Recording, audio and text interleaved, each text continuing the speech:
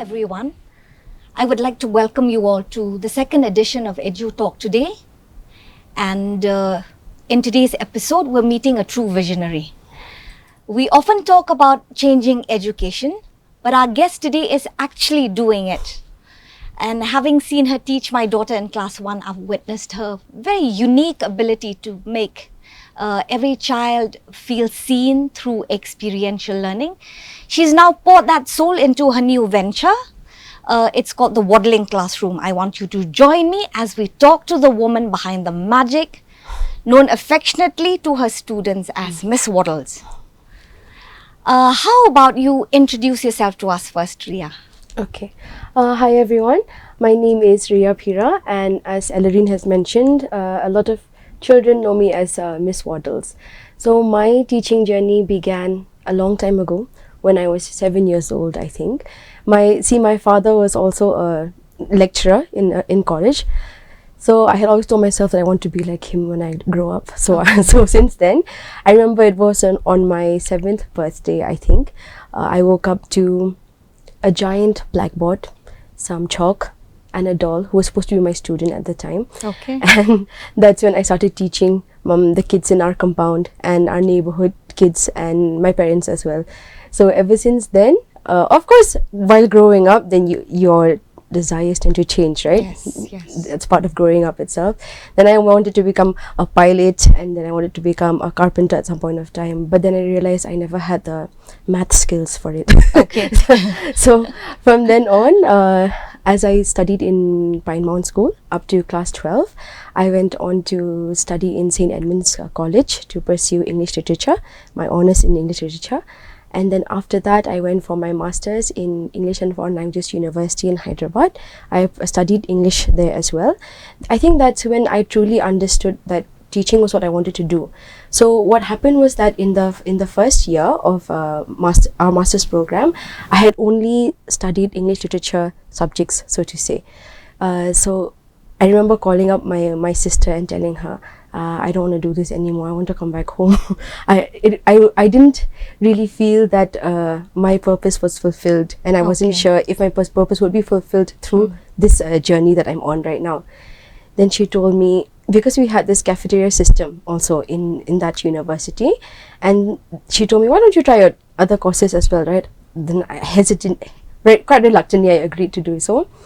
Then I decided to pursue this TEFL course, teaching English as a foreign language. All right. So through that, I also had to do my master's dissertation in it. So for that, my guide suggested that I go to a nearby school to teach, and I taught in this school that was just next to our university itself. It was called Model High School, if I'm not mistaken. So I was working with children in classes 5 and 6 for about a month or so, and to have experienced so many kinds of lives, the different kinds of lives that they lived through them. They come to school with carrying a lot of pain. They came to school carrying a lot of joy as well. And one of the experiences that I still carry with me to this day was this one particular day when I was there. It was during their lunchtime. So I was still correcting their worksheets when I was there. Then this child, she comes up to me having a handful of biryani in her hand, and she just fed it to me. Okay, Oh, that's so sweet. Yes. That's so sweet. I was quite surprised that she did that, because I didn't think that I had really connected with the children so well, because first of all, we had such a big barrier in the language that we spoke. They were speaking in Tamil, I was speaking in English, but somehow along the way we understood each other to a certain extent. Yes. Then after that, I realized, okay, maybe this is something that I really want to do. And then when I came back home, I ended up going for the B.Ed course in CTE PGT. So I was there for 2 years. Then after that, I started teaching straight away. I think it was during lockdown. Our last semester happened during the lockdown itself. Then in 2021, I started teaching in BDW. That's when I taught your daughter as well. So I was there for a little over a year. After that, I had gone to Shillong Public School. So there I taught classes 11 and 12. But also at the same time, that's when Waddling Classroom started. But when we first started, it started at home. So I turned my father's office, it had 2 rooms, okay, his office. So I turned one of the rooms into a classroom. So that's when Waddling Classroom started. So we only started first with after school programs for children, and then slowly turned into seasonal camps and Saturday specials and things like that. And then after that, in tandem with my teaching 11 and 12 as well, I realized there were many similarities between teaching classes 11 and 12 and teaching children of in their early years as well. Then somehow that gave me inspiration to delve a little deeper into what is possible for early childhood. But then life happened. Then I had to take a pause for Waddling Classroom, and I went to Loreto Convent. That I was there for about a little less than a year, I think. Then after that, I could not get Waddling Classroom out of my heart and my head, so to say. Then I went back and started the preschool over in Rinja. And then after that, while I was there in the first year itself, I wanted to study a little bit more about early childhood. So by God's grace, surely, that's when I stumbled upon University of Helsinki, and I've only heard about this for a very long time, but I never thought that it would be possible in any way. But thankfully now, with the technological advancements that we have, we're able to have virtual classes as well. So it was the shortest course I've ever done. It was just for 6 months, but it was the toughest course that I've ever done as well. So we had our teachers and mentors were from there itself. In University of Helsinki, they have a center called the Playful Center of Learning. So we interacted directly with the faculty from there. Professor Konas, I remember her very well. And then we also worked, so this university affiliated with ITARI in Bangalore. So our mentors were both from this university as well as from Helsinki itself.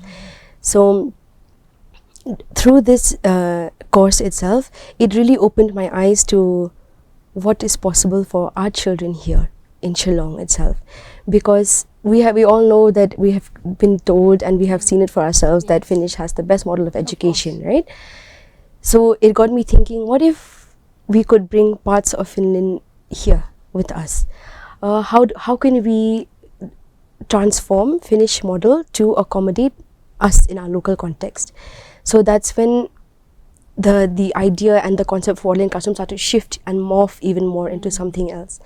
And then, so in our first 2 years in the classroom itself, we really delved more into the Finnish system. And then in our second year, I had realized that we needed to find a more balance into what we are doing with the children as well, because it's very difficult to adapt an approach that is from a completely different country into our very own country, considering our context and considering how our system of education is in our country, not just in our country but in our region as well. So after that, when we started to rethink how to redesign the whole system, in our third year now, we have moved on to Montessori Finnish hybrid model. So this is when these two approaches, they come together so beautifully, and we have seen the impact that they make on our children as well. So yeah, that's a very, very lengthy introduction, I must say. And you've sort of answered a lot of questions which I was supposed to ask you much later about, how would you transplant Montessori, or blend Montessori together with the Finnish school of the philosophies together, and transplant them into our system of education here, which is so different from whatever you've studied, and what is interesting that I've noted so far is that for you it's not a profession, I think. It's a calling, because you started at 7 years old, and starting at 7 and saying, I'm going to teach my dolls. And then you continue with this, even though you had wandered a bit, but you continued with this and decided to come up with something really interesting, something like Waddling Classroom. That was because you had a mission. You've come up with a very touching story about the girl, who came to you because she's related to you at that level. You were able to give her that kind of love, and she gave you that biryani, which is, these are the moments that we crave for as teachers.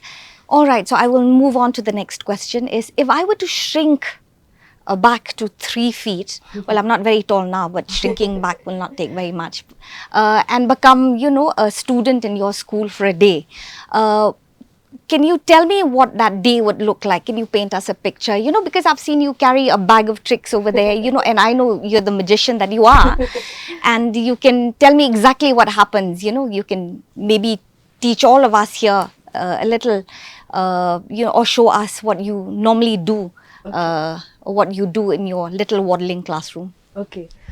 So first off, I would like to say that when it comes to schooling, I think this applies for every teacher, so to say. There are never 2 days. There are never 2 days that are the same. Yes, I agree. It's always different. So especially for us in our classroom, because of the philosophies that we follow, we don't really plan ahead. So to say, we don't have a lesson plans where we have to follow this to do this and that. We prioritize reflections more than planning ahead. That's so beautiful. So for example, if today, this is what happened. I'm just giving you an example from last year, just off the top of my head. There was a child who was opening the tap water, okay? And then when he opened the tap water, he was watching the water flow. And then he bent down under the sink to see where it goes. Then he was following the pipe, and then he followed the drain, and he ran along the drain all the way. And then he asked the question, "Miss, where does this water go?" Then from that itself, it created a lesson for us that lasted for months after that. So we learned about how water flows, where it goes, what happens when we freeze it, what happens when we melt it, things like that. Yes. So we prioritize reflecting on the lessons that we have taught the children, because that's what inspires the next lesson as well.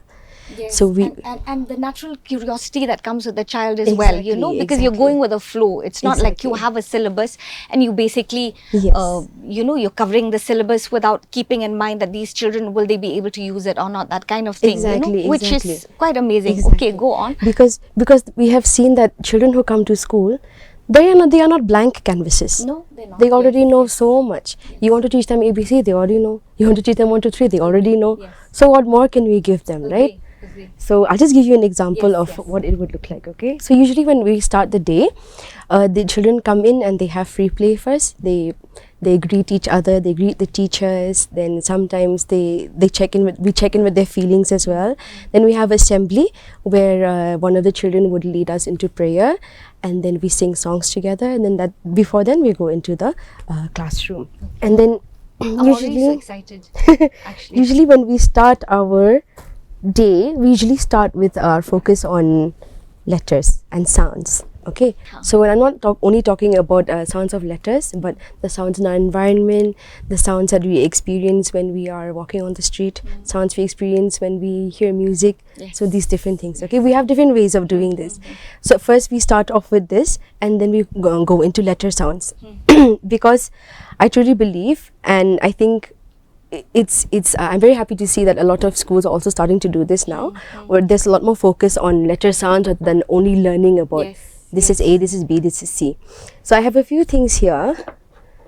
So this one is part of our Montessori lesson as well. Okay. So we have 3 period lessons in Montessori approach, okay? I'm just going to put this here.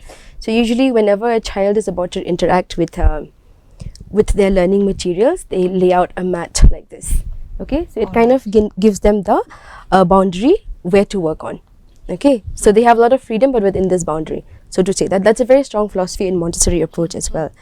So I have a few alphabets here. These are not Montessori alphabets, okay? But we are just using the resources that we have.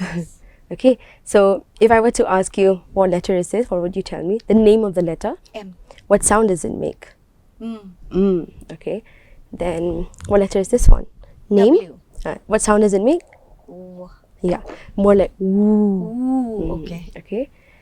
And then what's the name of this letter? S. S. And the sound that it makes is S. Okay, so I'm putting this over here. All right. Then where is this one? So what is this one? That's a watch. So watch. Putting a watch over here. Hmm. Okay. Then I have what is this one? That's a mat. A mat. Putting a mat over here. And I also have This is pretty exciting, this one. What is this? That's snow. Snow globe. Snowball, snow globe. Snow globe. Yes, that's your teacher for you. Yeah. Looking for the right word. Yeah, snow globe. Okay, so when we start off, first we introduce the children to the different sounds that these letters make. Okay. Right. Once they have a strong grasp of this, we teach them to find objects that start with the same letters, same letter sounds. Okay. So for example, if I were to show this to the child, and I ask them to stretch the sounds that are in this word. Okay. So when we say the word watch, we just say watch, right? So we ask them to stretch the first sound that we hear. So we say watch, watch. Then they find okay, which of these letters make that sound. So they match it that way. So same with this one. When you say mat, you say mat, mat. So they detect the sound. Yes. So they're like little sound detectors.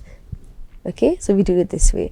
So the main concept for doing this, the main reason for doing this is to introduce children to different concepts using concrete materials first before moving to the abstract. Yes. So if you think about it, even as an adult, would you understand it better if you looked only at pictures of a snow globe, a picture of a watch, or a picture of a mat? Definitely not. Something you can interact with your own hands and all your senses, right?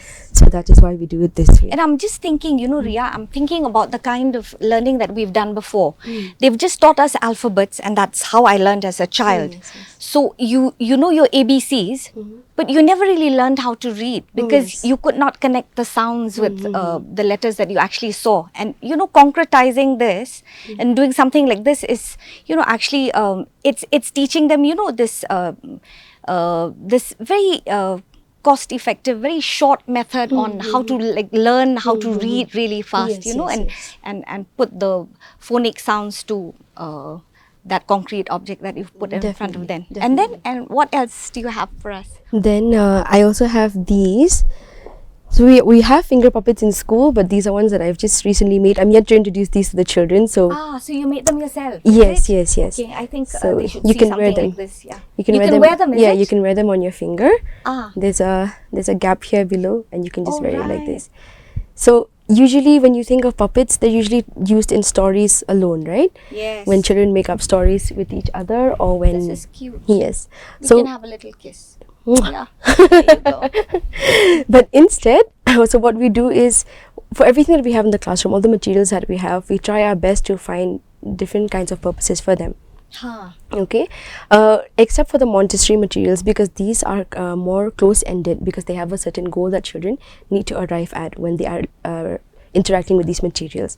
So that's why we have this Montessori Finnish blend. So it gives us more leeway that way. How different are they? Can you tell me? Yes. So when it comes to Montessori, it's more about helping a child, giving a child opportunities to do things by themselves. Okay. So for example, one of the very prominent activities that we have in Montessori is through the practical life. So in practical life, children learn to button shirts, they learn to pour water from one glass to another. Yes, life skills. Yes. So the materials that we provide for them, they are self-correcting.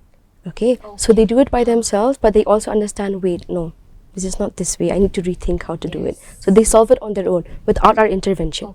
Okay, but when it comes to so even in Montessori method, the teacher doesn't really function as a teacher. She functions more as a guide. You will never find a teacher sitting in the front of the classroom and interacting with the entire group. They are, of course, when it's time for storytelling and things like that, this happens. When it comes to their learning, the teacher goes to where the children is needed, where the child is needed. Okay, so for example, if in our classroom, I wish I could show you a picture, but I don't think I have it with me right now. So in our classroom, next time. So in our classroom, we have children scattered all over the classroom, and they have chosen which work they want to do from the shelves, okay, Montessori shelves. So for one child might be taking a tray where they have transfer activities, so they transfer dry materials or powdered materials, okay. Another child might be working with a number activity, another child might be working with an ABC activity, so it's different that way. But we have seen that at first I was thinking, maybe what if it might not work because our space is a little small also. But then the way the children have learned to respect each other's boundaries is so beautiful. Like, they're so small, but they understand it that way. Okay. So when it comes to Finnish method, it's more about playful learning. Okay, so it's like in Montessori, play is work for the child, and in Finnish method, play is learning for the child. Okay, so that's when these two they come together so beautifully. Right. They sound like they're absolutely clashing at some point, but you know, when I Yes. look at it, yeah, closely, definitely there is this huge merging of you know, ideas and the flow of, you know, there is this symmetry that Yes. puts them together. No. Yes, yes. The thing is that when it comes to the Finnish model as a whole, it's more of an amalgamation of all the best approaches in educational teaching, so to say. And then Montessori, and then we have Reggio, Waldorf, all of these, they stem from Montessori itself. Okay, so for example, Montessori is more focused on teaching a child to do things by themselves, right? And it's more close-ended. The materials that they have are more close-ended because they have one target goal that a child will meet or will learn through that material. Okay, then we have the Reggio approach, Reggio Emilia approach. This one focuses more on nature-based learning. Then Waldorf also, it focuses more on learning through art explorations.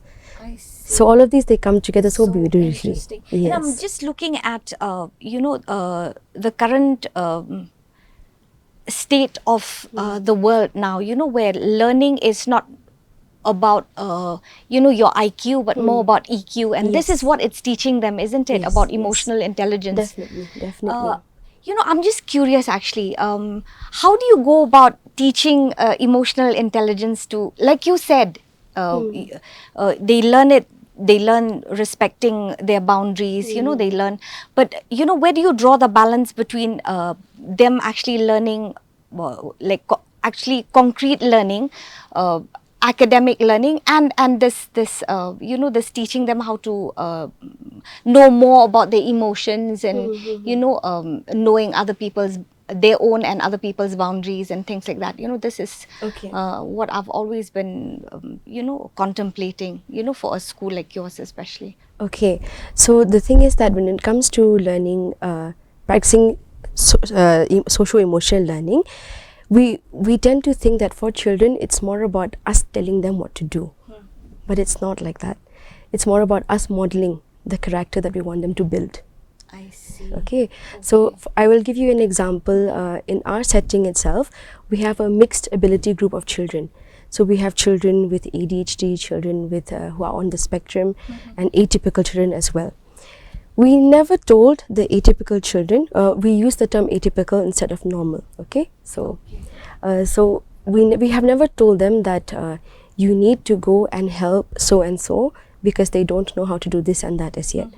They also they watch what we do and they model the behavior. Okay, there was this one time when there was a child who is on the spectrum. He started dancing for the first time in a group setting, and he never did that before. And while we observed it, we wanted to see first how would the other children respond to that. The excitement that they expressed, Miss, look, he's dancing, come and look. They came to pull us from the other rooms to watch this as well. It's so beautiful to see. And then even when they enter the gate itself, the school gate, they go, they pick them up, carry the things for them. We didn't tell them any of these things. That is really beautiful. Yeah. You know, I realized one thing actually. You know, children do not have perceptions, no preconceived Yes, notions yes, like yes. adults. I think this whole thing of thinking, like looking at you and thinking you're different, comes much later. Much later. Yes. Definitely. So how you're teaching them actually has helped them to actually how can I say, understand somebody who probably is not equipped as they are, Yes, yes. and then they have that natural empathy. You know, Yes, that's what they you're do. saying. It's Yes, amazing. yes, yes. That empathy dies, I think, eventually with our conventional way. learning. It's quite sad, you know. So, you know what, Ria, moving on from this, actually, this takes me to another very important question, you know, and this is what I've seen. When I was a parent of, you know, of a class 1 child, and I was a pretty old parent at that point, and then you were teaching them the way you were teaching them, you know, and then some parents did ask, you know, I mean, is play that all they're doing in school? And this is what I'm, and this is what I'm asking you, how do you sneak in literacy, numeracy into a day so that the children are learning to read and count without, even realizing that they're doing it? Like you said, right at the beginning, you said, they come to, you open the tap and then the water flows, and then you speak about the mechanics of water flowing and freezing and things like that. But then I'm asking you, how do you do it in little more structured form, perhaps, for parents who are like looking at you and saying, maybe I shouldn't send them to that school because all they do is play. Like, how would you convince them and say that I also do this, Okay. Yeah. So, first and foremost, we need to understand that every child is different and every child is capable in their own way. Something that we tend to do as adults, and a majority of parents, not who I only know personally, but in general speaking, they tend to compare. Okay, they compare their child to what another child knows. But my question is, okay, you're looking at your child and your child doesn't know, maybe can identify the alphabets, but is not able to write as yet. Okay, how can you say, but your child knows that bees build their hives on trees that are taller compared to trees that are shorter. Oh, wow. Okay, then you're comparing your child to a child who knows how to write A to Z but still gets confused as to what the letter is and what sound they make when you jumble them up. Okay, how can you say that this child is not as smart as this child? Right?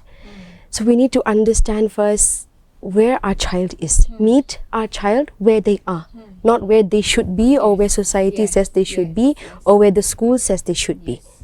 That's why it's so important for us to individualize learning for children, because if we're teaching a whole group, in that same group there's a child who has come to school already being taught A is for apple, B is for ball. Okay, and most of them do that. Yes, or even if they don't, they've watched YouTube and they know all that. And they know all of that, which is fine. Okay, but then in the same group there's a child who has never been exposed to any sort of social media platform before, like YouTube. Correct.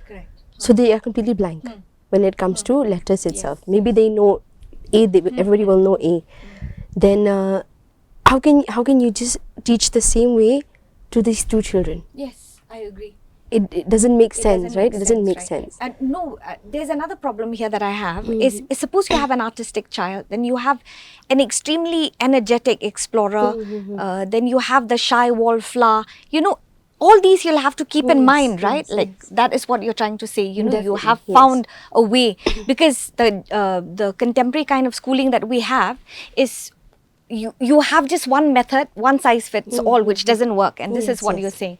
Just continue, Reaia. So when it comes to teaching numeracy and literacy to children of mixed abilities and in a mixed age group especially, we have seen that when we do it playfully, for example, okay, we're working on 3 letters at a time in a week, or maybe 1 letter in a week, depending on how capable the child is and how far they have come along their learning journey. So in a could just be a cardboard box or a shoe box, you have some lentils filled in there and you bury these letters in there, and then you ask children, okay, can you find, you give them maybe a strainer or some kind of scoop, something for them to manipulate with their hands. And then when you give them either the name of the letter or the sound of the letter, that's how you get them to practice these as well. Then they do it playfully that way, right? They catch on to it very fast. Of course. And then there are children who that are more artistic in nature, like you had mentioned, right? So you get them to do alphabets through art. Okay. For example, if in a piece of paper you use wax crayons, because wax and water don't mix, right? So on a plain paper, maybe with a white colored wax crayon, write the alphabets there and get them to find the alphabet. Suppose they paint one section first, then they find the alphabet reveals itself, right? Oh, wow. And then they match it to one of these, whatever they have. Okay. Then that's another way of doing it. Clever. And then maybe for a child whom you said just now who likes to move around a lot. Yes. What about a game of hide and seek with letters? So there's so many ways of doing it. And then for children who are very shy, finger puppets help so much. So they wear them and they speak through the puppet that way. So their voice is louder. I It gives them a see. stronger sense of agency Yes, that way. yes. And you're using another medium, so it's not yourself. Like Yes, you yes, yes, identify yes. with something else. Exactly, Yeah. exactly. That's And very children, they interesting. get bored, no? If they see Yes. us all the time, same teacher all the time, sometimes they get bored Absolutely. also. Yeah, of course. They need True. variety. Of course. So that's, so we try different ways like these to engage the children. Then, but at the same time, it's so important for us to let them be bored. Otherwise, That is what we always talk about. Exactly. Parents now have to manage their children's activities the whole day to make sure that, That they are not bored. yeah, that they're not bored. Curating games and doing things like this, they forget Yes. that boredom is actually the place where you actually become creative. Exactly, You can't exactly. just stay at a blank wall forever. Exactly. At some point you come up with something creative. And this is what you're talking about, and this is important. And these are the things that we should be embracing actually. yes, yes, yes. And I think this is what you should be, emphasizing to all the parents, that your children have to feel bored. They have to It's feel important. bored, yes. So, for children now who are addicted to gadgets, I'm just looking at this. All right, when they come to school, do they have this? What can I say? When you have a withdrawal, because you've been taken away from your gadgets. How do you deal with that? So we haven't really had cases that are that extreme. Okay. But there have been that are bad also, cases that are bad as well. I mean, cases which really need us to intervene, so to say. For example, in case a child has had this habit of using their phone or the parents' phone a lot at home, right?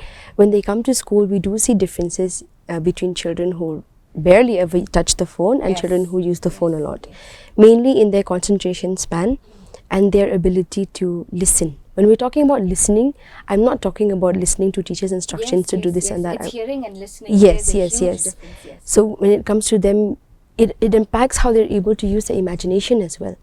So one of the, I believe that it's very important for us to be able to tell stories to children by captivating them through the words and the sounds and our animated faces. Yes. Not only through puppets and visuals all the time, because then it doesn't activate their imaginative skills.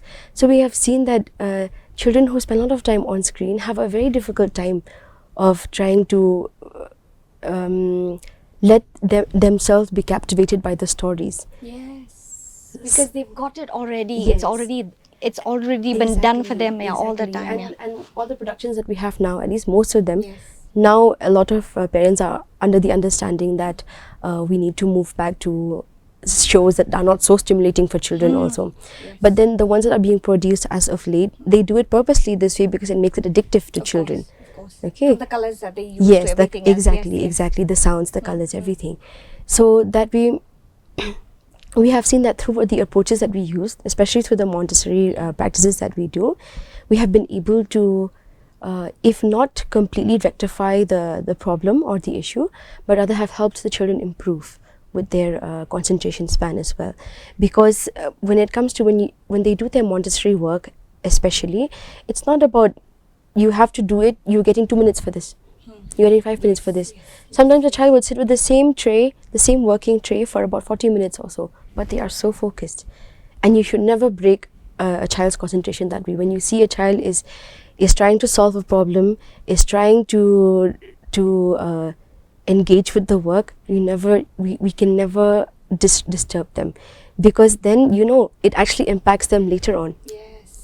Thank you, Reaia, for bringing this up. You know why it's so important that you brought that up? I'll just tell you, the slow kind of learning which is happening has been done away with. Yes. As you can see now, it's all about you have to cover this many things at a short span of time. And actually, real learning is a slow process, You have to engage with it, to be critical, to be creative, you need time. See, and this is what we've lost. And you've had a lot of experience working with the many schools that we've had in Shillong. So I'm saying, are they able to, to incorporate this kind of learning methodology that, even bits of it, like in their schools, are they able to do it? No, I understand there are constraints, but I'm just saying, even in this day and age, when you're talking about us moving away from traditional kind of learning, Would are it they be possible? able? Yeah. Would it be possible? Would it be possible? Yes. I think it would be possible. Okay. it would be possible. Of Do course, we it have would schools take. that are doing this already? I think there are. Okay, okay. They are. They That are. sounds very hopeful, actually. It is. Yeah. It is. I think that not just from the parent side, but also from the teacher side and the stakeholder side, they're starting to understand how important it is for us to really ensure that the quality of childhood education we are giving our children truly impacts the rest of their lives. Yes, because Okay. it's important. Yes. They are the foundation Exactly. blocks, no? That's why I feel it is, not just I feel, I also think that it is very harmful for us to only focus on children being able to recognize their alphabets, write ABC, know numbers 1 to whatever. Yes. And then what about problem solving?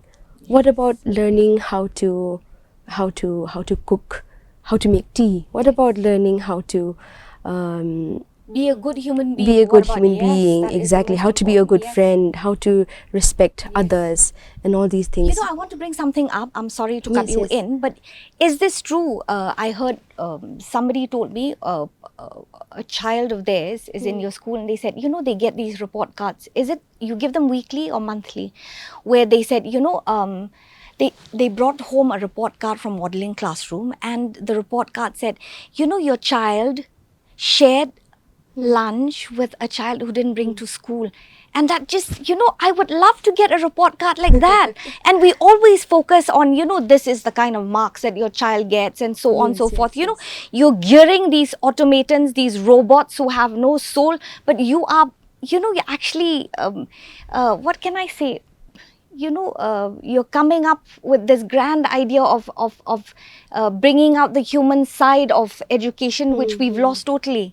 This is really beautiful. But is that what you practice? Yes. So actually, it's not really a report card. What you're Okay, referring yes, to. yes. This is what we call a learning story. So I if see. we see a child do something out of their own will, without our asking, without our suggestion, and we see how it impacts others in their group, then we write a story about just as it Oh, is. how lovely. So that's what we do. But That's really of course, this was when I think this was in the first and second year when we were able to do that. Right now, we have changed the system a little bit. Yes, We are still doing it, Yes. but we have changed it a little bit. So it doesn't go as on a monthly basis or anything. So it only depends on when the child has done it, then it goes to the parent. I so to see. say. You know, Yes. I'll come to one very important question now, and that is, you know, the first learning begins at home, actually. Yes. You know, so I'm asking you, how much should parents put in? You know, you're already putting in your bit. Because you know, they think if they send their children to school, everything is done. But like, what else should, or what more should parents put in? Because now no one seems to have the time, you know. So what is their role here? You know, if they bring the child to school, what do you expect them to do besides that? Okay, I think over time, over the years, we have tried our level best to involve the parents in a lot of activities that we do in the classroom itself. But over time, we have been constantly told that I have work, I'm not able to do this and that. And it's understandable. Yes. I completely understand. It's so sad that that's the reality as well, It is true. because parents are working to provide for their children, right? But at the same time, at the expense of not being able to spend as much time with them. So we have come up with a few ways to try to balance this as well. So whenever we have summer holidays or autumn holidays, we have these what we call the penguin calendar, where we send activities to the families to do as a family. Oh, how lovely. So they do this for about 10 to 15 minutes. We try to keep them as short as possible. Yes. Okay. And then when it comes to parents as well, I think even though what children need the most from parents is their time, but the kind of love you give in the time that the amount of time you're able to spend with your child, that makes all the difference as well. It does. That's the most important. Yes. I feel. Then and also do not compare your child to yes. to other people's children, so to say, because once you start comparing, the children sense it, and they carry it with them for years to come as well. They do. And also another thing is sort of emotional blackmail to the children. If they are not doing so and so, then I'm going to be so sad you're not going to do that, because then we make it about us. We're not making I think it it's about all about them. us actually. You know, the bragging Yes. rights has to be, with the parents. Yes. Them doing well, it's not because the child should do well, Yes, but yes, because yes. the child gives the bragging rights to the Exactly, parents, which is exactly. really sad, I think. I think one of the things that really ticks parents also is, for example, suppose I don't have a child as yet, but when I'm married and have a child, suppose my child meets your child who's around the same age, okay, and then I introduce my child to you. Then suppose usually the first question you would ask would be, "Kya late school? Have you gone to school Yes, yet? yes, Do you know yes, ABC? yes, Do you yes. know 1, 2, 3?" What about asking them question like what makes you happy in school? Yes, yes, Who's your best friend in school? What do you do with your friend in school? Things like that.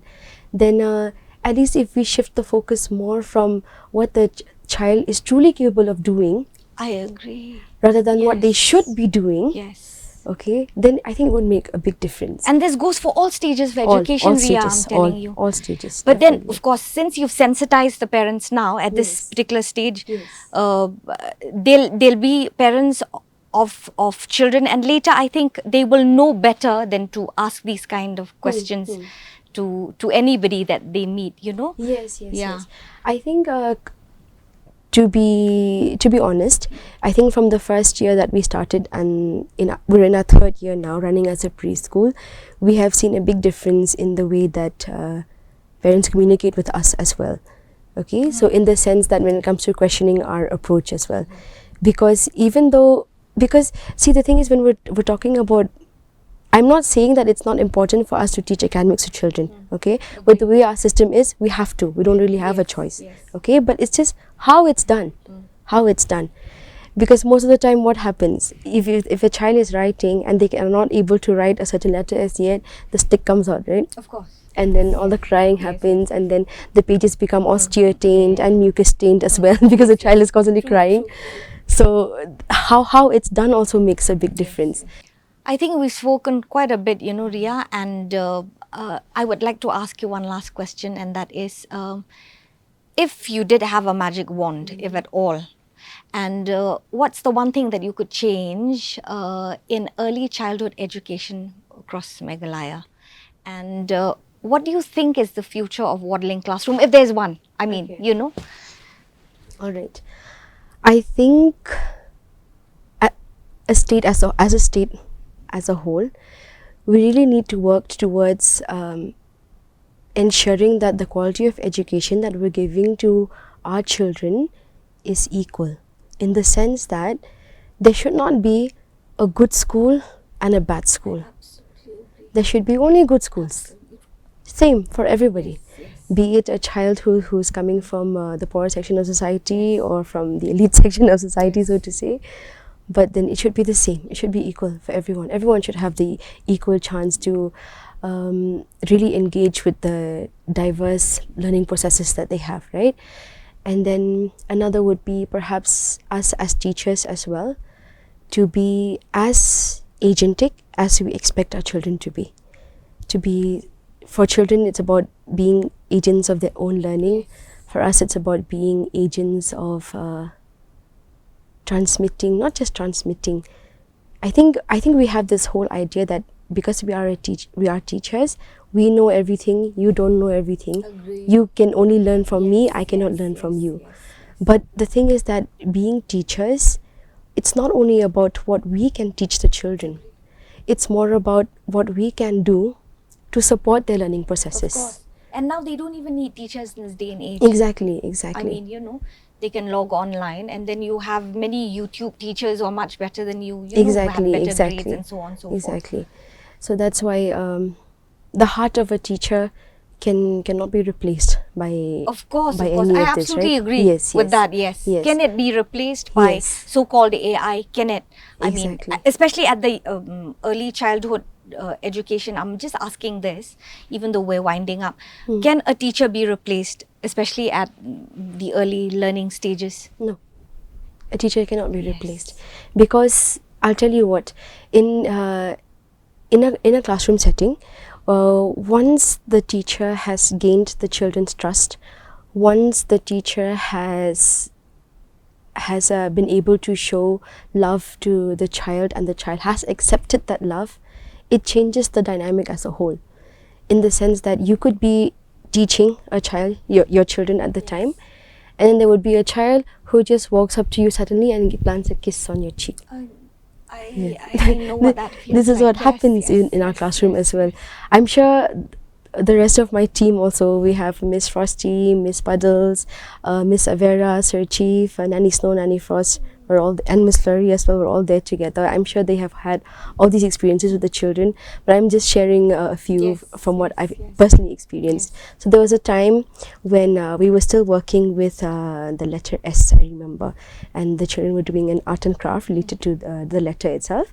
And then there was a child, I was still talking with them, just having a conversation regarding the letter, and then it never sticks to one topic when it comes to children, no? Then a topic about their father's beard comes up, or their mother sleeping, they have a or very lively imagination. Yes. So then a child suddenly just stands up from there and plants a kiss on my cheek and says, "Mwah, you funny girl."